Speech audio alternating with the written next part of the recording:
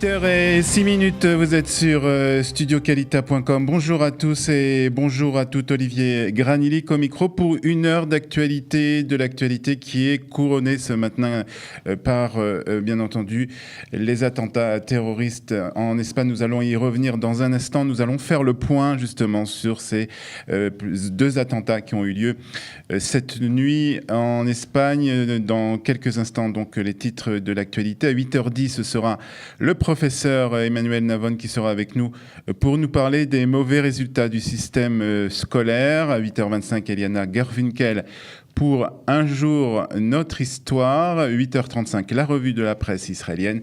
Et 8h50, nous terminerons cette heure d'actualité avec un Dvar Torah sur la parachate Re'eh, sur la parachate de cette semaine. Et ce sera aujourd'hui le Rav Eli Klin qui nous parlera de la parachate Re'eh. Mais nous commençons bien entendu par l'actualité de ce matin. Et l'actualité de ce matin, c'est les attentats. Deux attentats terroristes qui ont eu lieu cette nuit en Espagne. Un hier après-midi, l'autre, le second, cette nuit en Espagne. Deux attentats dans l'espace de quelques heures seulement. Le premier est le plus sanglant. Il s'est déroulé hier après-midi à Barcelone. Le second, cette nuit, lorsqu'une voiture bélier et à son bord 5 terroristes a foncé sur un groupe de personnes dans une ville balnéaire espagnole. Un policier a tiré sur la voiture, tuant ainsi sur le coup 4 terroristes. Le 5e succombera à ses blessures un peu plus tard dans un hôpital. Cet attentat a fait aussi 7 blessés. L'attentat dans la ville de Barcelone a lui fait 13 morts et une centaine de blessés. C'est le plus sanglant. Hier, aux alentours de 17h, un camion bélier a foncé sur des passants qui se promenaient tranquillement sur la Ramblas, l'axe le plus important et le plus fréquenté de Barcelone. Au bord de la camionnette, 3 terroristes. La camionnette va pendant 600 mètres rouler sur le trottoir dans le but de tuer le plus grand nombre de personnes. À la fin de cette course infernale, un des 2 terroristes arrive à prendre la fuite, tandis que les 2 autres, selon les informations à ce moment-là, arrivent à entrer dans un restaurant, prenant en otage plusieurs personnes. Mais cette information s'avère être erronée. Elle va être démentie ensuite par la police de Barcelone. Les 2 suspects ont été arrêtés par la police catalanaise. Le 3e est toujours en fuite. L'attentat a eu lieu à quelques mètres seulement du seul restaurant cachère de Barcelone, le Maccabi, c'est le nom de ce restaurant, mais indique le grand rabbin de Barcelone, le Rav Bachen, ce n'est pas le restaurant qui a été visé par les terroristes. Par mesure de sécurité, cependant, les institutions juives de Barcelone ont immédiatement été fermées. Et ce matin, le Rav Bachen indiquait que la synagogue, la grande synagogue de Barcelone, sera ouverte ce soir pour les offices de Shabbat. Il faut savoir que Barcelone est l'une des destinations préférées des Israéliens, en particulier dans cette période de l'année. Plusieurs milliers d'Israéliens se trouvent actuellement à Barcelone. C'est ce qu'a confirmé l'ambassadeur d'Israël en Espagne. Et ce matin, au ministère des Affaires étrangères à Jérusalem, on précise qu'on est encore sans nouvelles de 25 Israéliens. Cela ne veut pas dire qu'il y a des Israéliens parmi les victimes, mais qu'encore 25 Israéliens n'ont pas encore donné de leurs nouvelles. Réaction, pour terminer sur le sujet donc de ces attentats, réaction du Premier ministre israélien Benjamin Netanyahou qui hier a écrit sur Twitter « Israël dénonce l'attentat terroriste à Barcelone.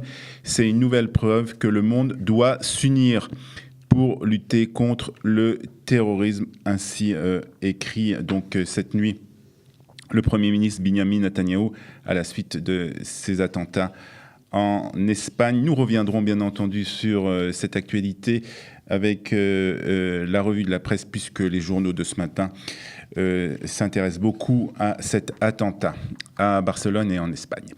La justice a prolongé jusqu'à lundi la garde à vue du Cheikh Raad Salah. Salah a été arrêté, je vous rappelle, lundi soir à son domicile dans la ville d'Ofarem, dans le nord du pays.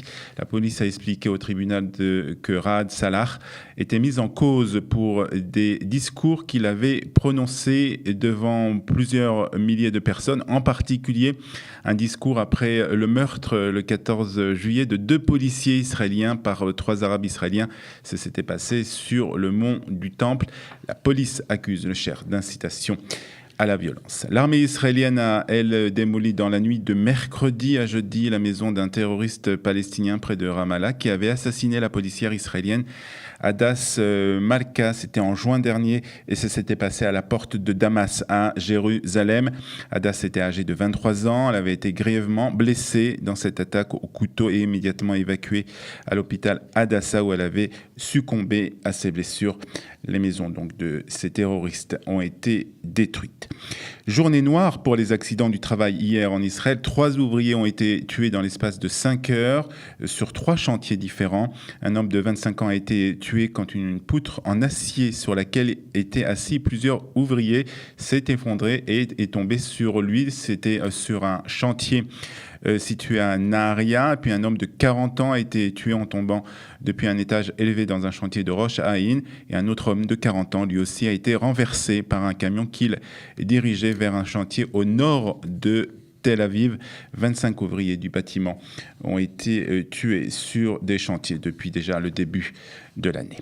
Les manifestations du samedi soir contre le procureur de l'État devront être déplacées. En effet, depuis 39 semaines déjà, plusieurs milliers de personnes se rassemblent Motzei Shabbat devant le domicile à Petar Tikva de Avichai Mandelblit pour protester contre la lenteur des procédures, selon les manifestants, dans les enquêtes menées contre le Premier ministre israélien. Depuis 3 semaines aussi, des militants du Likoud en faveur de Benjamin Netanyahou se rassemblent aussi au même endroit et à la même heure. Des habitants du quartier avaient saisi la haute cour de justice pour empêcher ces manifestations sous prétexte qu'elles dérangeaient leur quiétude. Les juges de la Cour suprême ont donc décidé que les manifestations devront avoir lieu dans un endroit différent. La météo pour terminer ce tour d'horizon de l'actualité ce matin. La météo de ce vendredi 18 août, 26 du mois de Av. Il fera aujourd'hui 31 degrés à Tel Aviv, 30 à Jérusalem, 39 à la mer Morte et 40 degrés à Eilat. Le dollar vaut ce matin 3 shekels 62 agourotes et 1 euro vaut 4 shekels 24 agourotes. Nous reviendrons bien entendu dans la revue de la presse sur l'actualité brûlante avec ces attentats qui ont eu lieu en Espagne, et plus particulièrement à Barcelone. Mais pour le moment, c'est l'interview que nous avons réalisée avec le professeur Emmanuel Navon sur les mauvais résultats scolaires du système scolaire en Israël.